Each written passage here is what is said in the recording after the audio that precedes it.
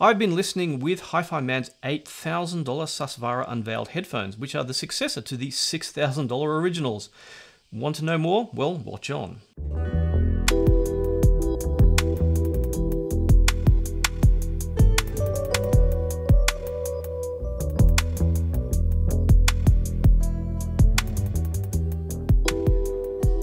So at $6,000, the original Susvara certainly came out with a sticker shock, but HiFiMan were certainly not new to that kind of thing, as when the original HE1000s came out at $3,000, there wasn't anything around that kind of price range available, and everyone was pretty surprised back then.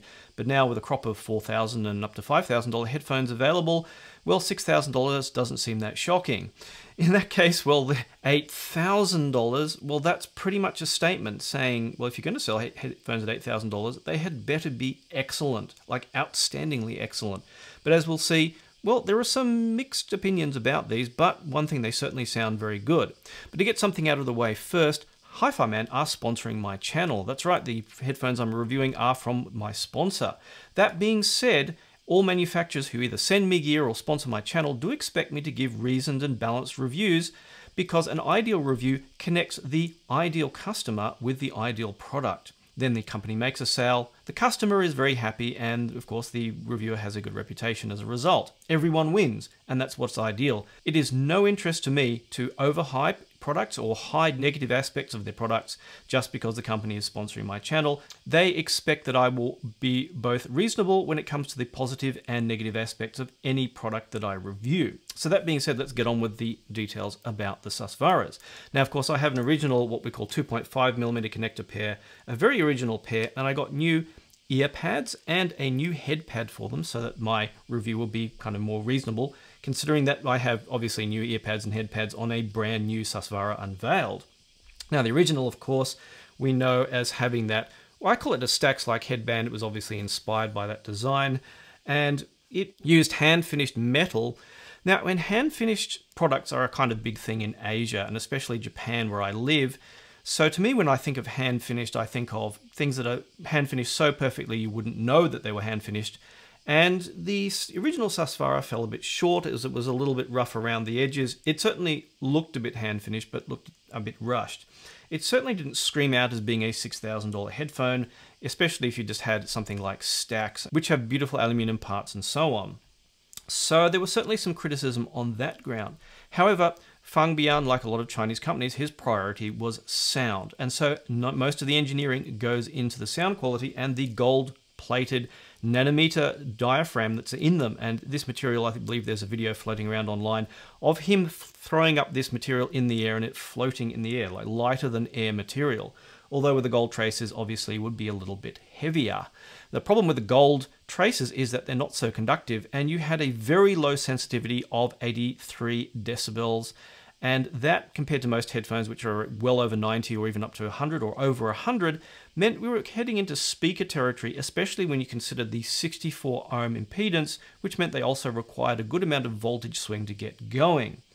The great thing about the new Unveiled is that it is more sensitive with a silver diaphragm, and that has a sensitivity of 86 decibels, granted not a lot, but 3 decibels is a lot when it comes to this kind of thing, and a impedance of 45 ohms, which means they need less voltage as well. Still, we're talking something that needs a lot of current and voltage, and the combined milliwatts required puts them in the kind of league of the recently reviewed Dan Clark Audio Stealth and Expanse. So you can actually drive them out of a lot more gear than you could previously. Also, with the changes to the design, we have no more wood on them on the sides. It's just a very straight metal cups and metal yoke.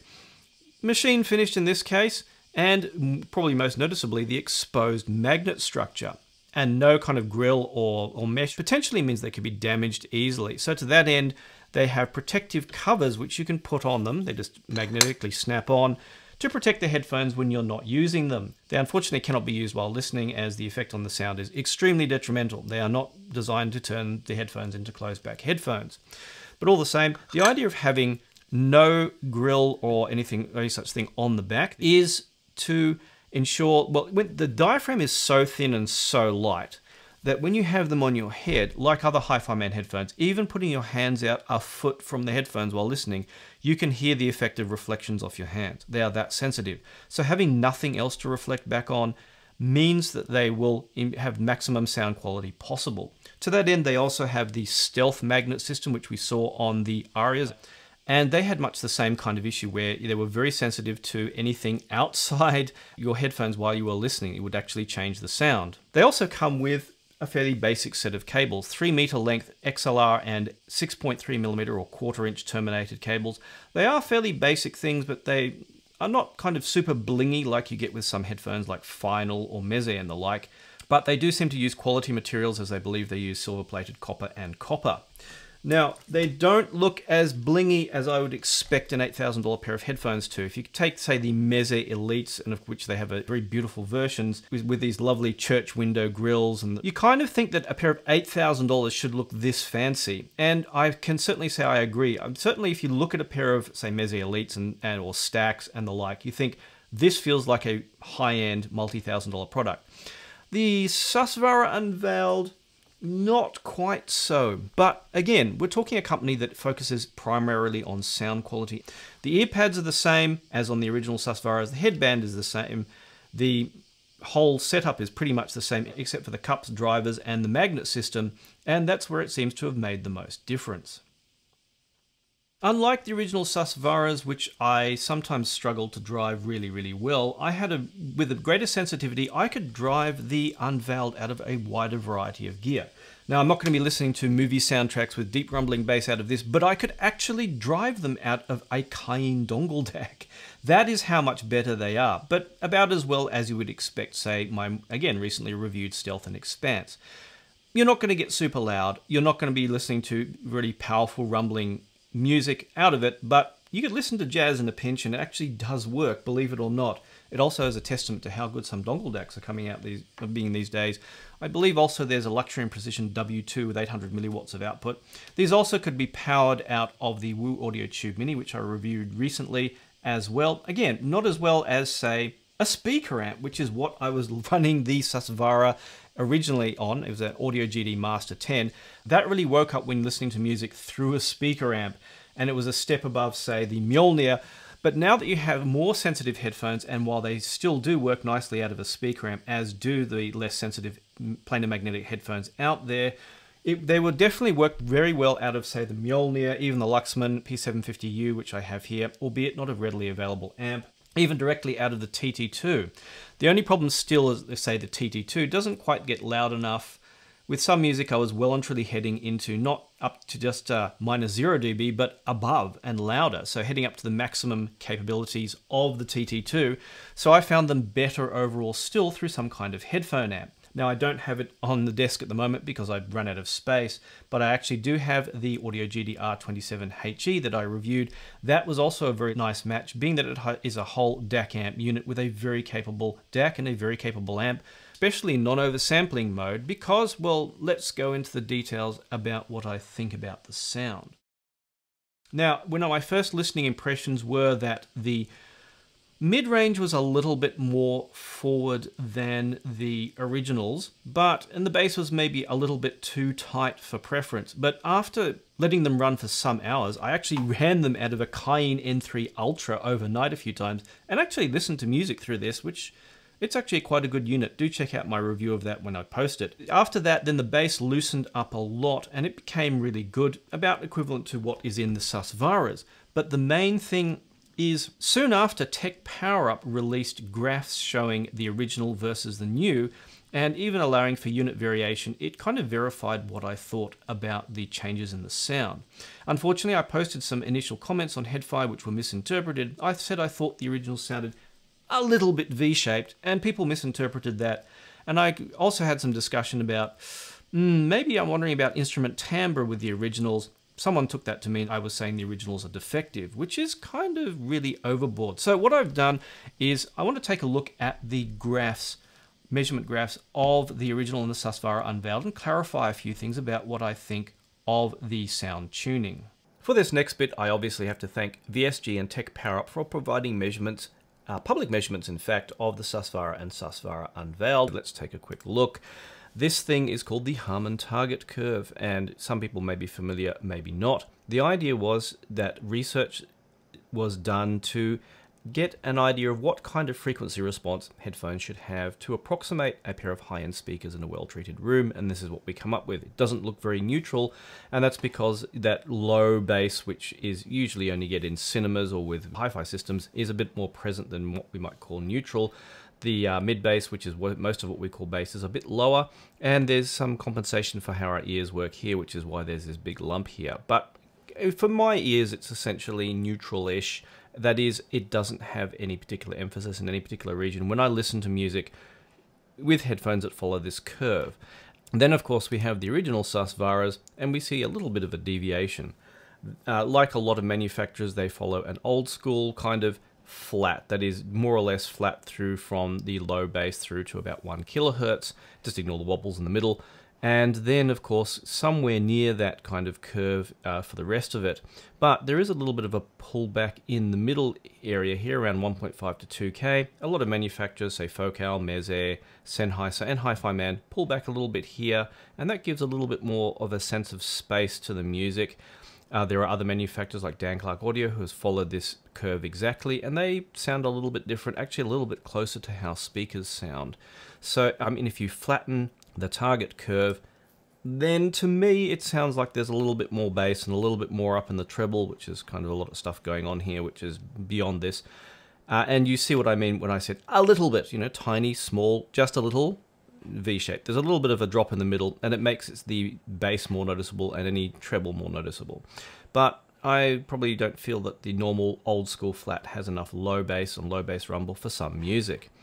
So let's unflatten that again, and when we drop in the new Susvaras, we can see, well, there's a little bit more going on in the mid-range, which is what sounds like what I was hearing, and maybe it's a little bit less hot in the treble, I'm not sure, but I thought there may be a little bit less of your typical bass, or actually mid-bass, but it turned out that the drivers just needed running in. But again, let's just make that target curve flat, although it's maybe not truly flat, and then you see there's, again, maybe it's a little bit more filled in the mid-range, and that makes the overall sound signature a little bit more neutral to me. So anyway, other than the frequency response tuning, what I think has made the most significant difference with the Susvara Unveiled is the stealth magnet system. At least I can only presume this is what has caused the changes, which are a significant step up in instrument separation. Now, I had a listen to passages of music or individual sounds in music, switched between headphones which were level matched. I went through that whole rigmarole to find out how much was me and how much was tuning and how much was other things. And I think they definitely matched the level of detail, or exceeded it maybe, compared to other high-end headphones I have here. Since the original Susvaras came out, a lot of technological innovations have been made with headphones, especially of note the Dan Clark Audio series with the AMTS system. However, the tuning of those is kind of more on the warm side, whereas the tuning of the Susvaras is much more even, much closer to, well, as I said, listening neutral, and is a little bit more, well, not as bright as some headphones such as the Aryas. Like with the originals, I find them more even sounding, and the original Susvaras more even sounding and generally good all-rounders, although I prefer a little bit more low bass, as I've already said. But for acoustic music, the extra clarity, especially when music became very busy. For example, I was listening to Dave Brubeck's Castellan drums, which is a mix of drum solos and you know, the whole band being in there as well. I found that I could make out instrument position more clearly than I could with the original Susvaras, even after I had worked out what volume setting to put my system at for each pair of headphones so that the sound level was the same. That made listening with the Susvara Unveiled absolutely delicious. That's the only word that came to mind, crazy as it sounds. It was just so enjoyable hearing everything going on in the music. It seemed like a step up from the other headphones I have. I'll go into more detail in separate comparisons, but compared to some of the darker sounding headphones I have, and more, such as the Dan Clark Audio Stealth Expanse, and even Focal's Utopias, which are not really considered darker sounding, if anything, it made the Susvara Unveiled sound like, really, a more resolving HD800S. The other equivalent might be something like a pair of Meze Elites with the new Alcantara pads, which give them a more open sound as well. comparing all the other headphones sounded kind of darker and warmer, except for the HiFiMan Arias.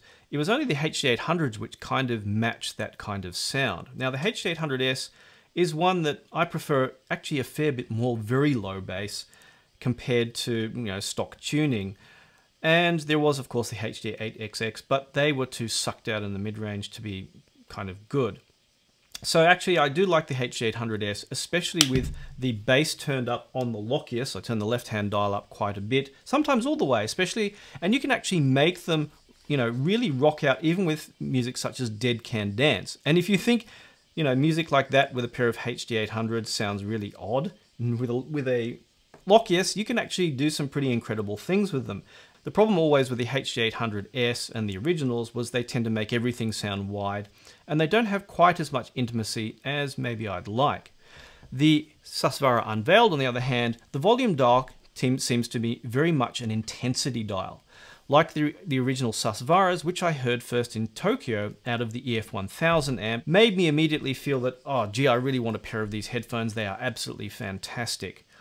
So with the Susvara Unveiled, that keeps that excitement that the originals have, but turns up the level of precision in there, because with the sound wave coming out from the stealth magnets, having less interference, then everything becomes far more precise, especially when the music becomes busy.